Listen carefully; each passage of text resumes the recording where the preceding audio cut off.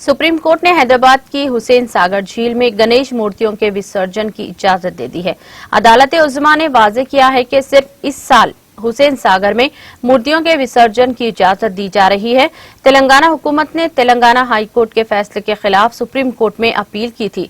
क़ब्ल-ए-अज़ीज़ Telangana high court के हुसैन सागर में PVP plaster of Paris से बनी मूर्तियों के विसर्जन पर रोक लगा दी थी। ताहम आज सुप्रीम कोर्ट ने हुकूमत की अपील की अर्जी की समाअत और हुसैन सागर में मूर्तियों के विसर्जन की इजाजत देने के लिए हिदायत जारी कर दी है। जस्टिस एनवी रमना की ज़ेर क़ियादत बेंच ने इस मामले की समाअत की और हुकूमत को हलफनामा दाखिल करने की भी हिदायत दी है। क़ब्ल-ए-अज़ीज़ समाअत के मौके पर रियासती हुकूमत के वकील और सॉलिसिटर जनरल तुषार मेहता ने अदालत से कहा कि तेलंगाना हाई कोर्ट का हुक्म फेस्टिवल से ऐन कब्ल आया है। अचानक इस फैसले से परेशानी का सामना करना पड़ सकता है, जिस पर जस्टिस रमना ने कहा कि हर साल इस तरह की मुश्किलात होंगी, जिस पर तुषार मेहता ने कहा कि आइंदा साल से इस हुक्म पर अमल किया जाएगा।